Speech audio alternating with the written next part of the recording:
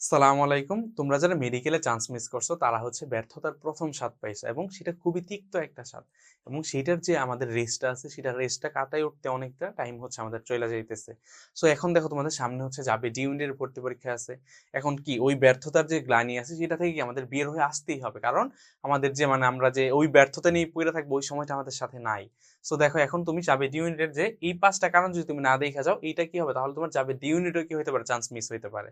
So কি এই 5টা কারণ কি আমার অবশ্যই দেখা যাইতে হবে। সো যারা যাবে ডি ইউনিটে ভর্তি পরীক্ষা দিবা তারা অবশ্যই এই ভিডিওটা দেখবা, ঠিক আছে? সো এই 5টা কারণ আমরা চলো দেখি, যেটা তোমার কি করবে যাবে ডি ইউনিটের ভর্তি পরীক্ষা ইনশাআল্লাহ হেল্প করবে, ঠিক আছে? তাহলে দেখো আমরা চলো শুরু করি। তাহলে দেখো আমি এখানে যে 5টা অ্যানালাইসিস আমি নিয়ে আসছি সেটা কি আমার অভিজ্ঞতা থেকে, আমি যাবে ডি ইউনিটে 2বার টপ করছি সেই অভিজ্ঞতা থেকে তোমাদের এখানে এই 5টা জিনিস আমি বলতেছি। আচ্ছা দেখো, প্রথম কথা কি আমাদের, সেটা হচ্ছে প্রশ্ন ব্যাংক অ্যানালাইসিস না করা। এইটা যে কতটা ইম্পর্টেন্ট যদি তুমি প্রশ্ন ব্যাংক অ্যানালাইসিস না করো, তুমি যাবে ডি ইউনিটে আমাদের কিছু এটিপিক্যাল কোশ্চেন দেখবা যেটা তুমি কখনোই দেখো না, মেডিকেলেও দেখবা না, কোনো জায়গায় দেখবা না, কিন্তু যাবে ডি ইউনিটে আসে। এটা কি তুমি প্রশ্ন অ্যানালাইসিস করলে কি তুমি বুঝতে পারবা। যদি তুমি প্রশ্ন অ্যানালাইসিস না করো তাহলে কই থেকে বুঝবা, ঠিক আছে? আর যে এটিপিক্যাল যে প্রশ্নগুলো আছে সেই এটিপিক্যাল প্রশ্নগুলাই তোমাদের সহজ করার জন্য ব্রাদার সেশন সবসময় তোমাদের জন্য কাজ করে। যে ভিডিওগুলো তোমরা ছোট ছোট ভিডিও আকারে তোমরা ব্রাদার সেশন ফেসবুক পেজে বা ইউটিউব চ্যানেল দেখলেই তোমরা বুঝতে পারবা। আচ্ছা, এরপর দেখা হচ্ছে ইম্পর্টেন্ট টপিক গুরুত্ব না দেয়। এই যে একটা কথা, এটা তোমরা সব করো কি, ধরো ধরো ভুটানের একটা চ্যাপ্টার তুমি পড়তে শুরু করছো, তোর কোষ বিভাজন পড়তে শুরু করছো। এখন তুমি শুরু করলে একদম প্রথম থেকে শুরু করে গেছো, শুরু করে শেষ পর্যন্ত গেছো। শেষ পর্যন্ত গেলে দেখো একটা চ্যাপ্টারে তোমার সবগুলো টপিক কি থাকে না, ইম্পর্টেন্ট থাকে না। তার মানে তুমি শুরু থেকে শেষ পর্যন্ত গেলে কি হলো, তুমি এখানে সবগুলোকে সমান গুরুত্ব দিলা। আসলে কি সবগুলো সমান গুরুত্ব পাওয়ার মতো? সবগুলো কিন্তু সমান গুরুত্ব পাওয়ার মতো না। এখানে দেখা যাচ্ছে ইম্পর্টেন্ট টপিক হয়তো আমার 5টা আছে, তো তোমার প্রথম কাজ কি হবে, ইম্পর্টেন্ট যে 5টা টপিক আছে ওই 5টা টপিক তোমার কি পড়া, ওই 5টা টপিক আগে ভালো করে পড়া। এরপরে বাকি যে টপিকগুলো থাকবে 15টা টপিক হলে তাহলে 10টা টপিক আছে সেটা তুমি রিডিং দাও, কি সমস্যা নাই। কিন্তু ফার্স্ট কাজ হচ্ছে কি, তোমার ইম্পর্টেন্ট টপিক কখনো মিস দেওয়া যাবে না। আমাদের বললাম কি বাঙালির চিন্তা যেটা, আরে শুরু থেকে শেষ পর্যন্ত করে যাবে, এখানে কি এক টপিক এখানে এক পৃষ্ঠায় আরেক টপিক অন্য পৃষ্ঠায় এইভাবে পড়বো, এত বেড়ানি আর কি দরকার, শুরু থেকে শেষ করে যাবো, কিন্তু এটা কিন্তু করা যাবে না, ঠিক আছে? Important topic must must must পড়তে হবে। এই ভুল টপিক যদি এটা যদি তুমি ভুল করো তাহলে কি যাবে ইউনিটে চান্স কিন্তু মিস হয়ে যাইতে পারে। আচ্ছা, পরে দেখো এক্সামের যে ভীতি আছে যেটা, এই যে একটা ভীতি, এটা খুবই খুবই খুবই বড় একটা ভীতি। আমার যাবে 3 ইউনিটে চান্স পাওয়ার ক্ষেত্রে সবচেয়ে বড় একটা সহায়ক ফ্যাক্টর ছিল হচ্ছে এক্সাম দেয়, বেশি বেশি এক্সাম দেয়। সো যত বেশি তুমি এক্সাম দিতে পারবা, বা বিশেষ করে মডেল টেস্ট, আমি বলবো এক্সাম দেওয়ার থেকে বেশি বেশি বেশি বেশি মডেল টেস্ট। এখন যেহেতু শেষ সময় বেশি সময় হচ্ছে আমার কাছে নাই, যত বেশি পারো মডেল টেস্ট দিবা, যত বেশি পারো কি মডেল টেস্ট দিতে হবে। এই মডেল টেস্ট বা এক্সামের ভীতি যে কাটায় উঠতে পারবে সেই কি করবে, ভালো করবে। আর যার ক্ষেত্রে এক্সামের ভীতি থাকবে সে হচ্ছে চান্স পাবে না। কারণ এক্সামটা এটা কি তোমার, তুমি পরীক্ষার হলের এনভায়রনমেন্টের একটা কি তুমি এখানে ওরকম একটা পরিবেশ তুমি এখানে পাবা, যেটা তোমার পরীক্ষার হলের পরিবেশ, কি বলে, ওইখানের প্রেসার হচ্ছে কন্ট্রোল করতে হচ্ছে কি সাহায্য করবে। সো এক্সাম বেশি বেশি দিতে হবে, মডেল টেস্ট বেশি বেশি দিতে হবে। আচ্ছা, এরপর দেখো সঠিক গাইডলাইন ফলো না করা। এই যে কথাটা দেখো, এই কথাটা তোমার গুরুত্ব তোমরা হচ্ছে এখানে বলা হয়, এটার গুরুত্ব আমি কি বলবো, ধরো এটার গুরুত্ব অপরিসীম। মানে কি, এইটা সঠিক গাইডলাইন যদি তুমি ফলো না করো তাহলে তোমার কখনোই চান্স পাওয়া সম্ভব না।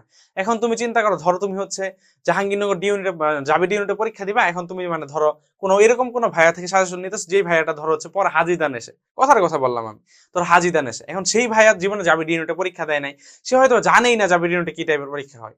সো তোমার হচ্ছে কাজ করতে হবে কি, যে যারা যাবে ডি ইউনিটে পড়ে তাদের কাছ থেকে সাজেশন নেওয়া। আমার কাছ থেকে নিতে হবে এরকম কোনো কথা না, বা যাবে ডি ইউনিটে চান্স পাইছে এরকম কারোর কাছ থেকে সাজেশন নেওয়া, এরকম যে কারোর কাছ থেকে নিতে পারো, সেটা আমি হইতে পারি, বা যাবে ডি ইউনিটে যারা পড়ে তাদের কাছ থেকে নিতে পারো, বা যারা এই এক্সামে চান্স পাইছে একবার, ঠিক আছে, তাদের কাছ থেকে নিতে পারো। সো এই যে গাইডলাইনটা আছে, এই গাইডলাইন ফলো না করলে কি তুমি যাবে ডি ইউনিটের ক্ষেত্রে এরকম কিছু টপিক আছে যেটা কি তুমি কখনো জানবাই না, বা এরকম কিছু ট্রিক্স আছে যেটা তুমি যাবে ডি ইউনিট ছাড়া কখনো অন্য কোনো ভার্সিটিতে হচ্ছে কি করা হয় না, ওইটাকে হচ্ছে কন্ট্রোল করা হয় না। তো কখনোই তুমি এটা জানবা না। এর জন্য কি করতে হবে, সঠিক গাইডলাইনটা বা সঠিক মেন্টরশিপ হচ্ছে পাইতে হবে, বা সঠিক মেন্টরের গাইডলাইনটা পাইতে হবে, ঠিক আছে? আর সঠিক মেন্টরের গাইডলাইন পাইতে হইলেই তোমরা হচ্ছে কি করতে পারো, আমাদের হচ্ছে জাবিস্টার ম্যারাথন ব্যাচটাতে ভর্তি হইতে পারে, যেটাতে হচ্ছে আমি তাহমিদ হাসান থাকবো, হচ্ছে আমি প্লাস হচ্ছে তোমার মাহমুদ হাসান ভাইয়া, যে হচ্ছে জাবির ইউনিটে একবার প্রথম হয়েছে, আমি তাহমিদ 2বার হচ্ছে জাবির ইউনিটে টপ করছি। আর হচ্ছে আমাদের 2জনের টপ করার কারিগর হচ্ছে কি তোমার তানবির আহমেদ ভাইয়া, হচ্ছে আমাদের কি সবসময় তোমার সার্বক্ষণিক মেন্টরশিপ হিসেবে থাকবে। সো দেখো, 3জনের একটা সার্বক্ষণিক মেন্টরশিপ যখন তুমি পাবো, তখন কি যে কোনো পরামর্শে যে কোনো সমস্যা হলে তুমি সেটা কি হেল্প আমাদের কাছে পাবা ইনশাল্লাহ। এখানে ভর্তি হলে তোমার থাকতেছে কি 7টা হচ্ছে স্পেশাল হচ্ছে ম্যারাথন ক্লাস, 10টা স্পেশাল মডেল টেস্ট, যা কি তোমার এক্সামের ভিত্তিকে হচ্ছে কি কাটাই দিবে এবং যাবে ডি ইউনিটে কি টাইপের কোশ্চেন হয় ওই টাইপের স্ট্যান্ডার্ড একটা প্রশ্ন তুমি এখানে পাবা। আচ্ছা, পর হচ্ছে টেলিগ্রাম পুল। টেলিগ্রাম পুলটা তোমার প্রস্তুতিকে হচ্ছে এক ধাপ আগায় দিবে, এক ধাপ আগায় দিবে, যেটা কি আমাদের একটা ইউনিক হচ্ছে ফিচার। আচ্ছা, এরপর হচ্ছে দেখো আমাদের লাস্ট ইয়ার সাফল্যটা যদি বলি, আমাদের জাভা ডি ইউনিটে গত বছর আমাদের 9টা শিফটের মধ্যে 3টা শিফটের ফার্স্ট কি ছিল, আমাদের জাভা স্টার হচ্ছে ব্যাচের ছিল, জাভা স্টার ব্যাচের ছিল, ঠিক আছে। এবং কি 310টা সিটের বিরুদ্ধে 150 প্লাস চান্স হচ্ছে আমাদের ওইখান থেকে হয়েছে। এবং এইবার আমরা টার্গেট করছি ইনশাআল্লাহ আমাদের যেন 310টা সিটের 310টা সিটি কি হয়, ব্রাদার সাজেশন থেকে হয়, ঠিক আছে। আচ্ছা, কোর্স ফিটা কত আমাদের, সেটা হচ্ছে 799 টাকা। ভর্তি হতে তুমি এই নাম্বার যোগাযোগ করতে পারো। এবং লাস্টলি একটা মোস্ট ইম্পর্টেন্ট কথা, সেটা হচ্ছে দেখো এই যে আমাদের দেখো একটা জাদুর বক্সের মতো কি বক্স আছে, এই বক্সটা যে কি জাদু করি এটা তুমি পরীক্ষার দিন গেলেই হচ্ছে বুঝতে পারবা। কিন্তু 700 প্রশ্নের একটা পিডিএফ আছে, বাকি আমাদের সাজেশন বুক পিডিএফ আছে, যেই পিডিএফটা তোমার এই পিডিএফ থেকে অনেক কোশ্চেন ইনশাআল্লাহ হুবহু কমন পাবা তুমি। যাবে ডি ইউনিট ভর্তি পরীক্ষায় যারা আগের বার দিছে এক্সাম বা হচ্ছে কয়েক বছর আগে পরীক্ষা দিছে তাদের কাছ থেকে জাস্ট জিজ্ঞেস করো যে আমাদের এই যে পিডিএফটা আছে এই পিডিএফ থেকে কি পরিমাণ কোশ্চেন ইনশাআল্লাহ কমন পড়ে। তো এইবারও ইনশাআল্লাহ তুমি পিডিএফটা পড়লে অনেক কোশ্চেন ইনশাআল্লাহ এখান থেকে কমন পাবো, যা তোমার পরীক্ষার হলে কি যে পরীক্ষার হলের কি আমাদের কনফিডেন্সকে হচ্ছে বুস্ট আপ করে দেবে, ঠিক আছে। আচ্ছা, এরপর হচ্ছে তাহলে দেখো আমরা লাস্ট যেটা আছে আমাদের সেটা কি নিজের উপর কনফিডেন্সের অভাব। দেখো তোমরা যারা হচ্ছে এখন মেডিকেলে ব্যর্থ হইছো, তো তোমার কাছে এখন মনে হবে যে মেডিকেলে এত ভালো প্রিপারেশন থাকার পর মেডিকেলে চান্স হয় নাই, এখন আমার তো এখানে জাহাঙ্গীরনগর এখানে আরো চান্স হবে না, ওইটার প্রস্তুতিটা আমি নিয়ে নিই, কেমনে চান্স হবে। তো এইসব ভাবার কিছু নাই, তুমি মেডিকেল প্রিপারেশন নিয়েছো মানে কি জাহাঙ্গীরনগর তোমার জন্য 80% কাভার হয়ে গেছে, বাকি 20% কাভার করার জন্য কার আমরা আছি, ব্রাদার সেশন তোমাদের জন্য সর্বদা প্রস্তুত। তাহলে 80% তোমার মেডিকেল দিয়ে কাভার, আর বাকি 20% আমরা ইনশাআল্লাহ কাভার করবো।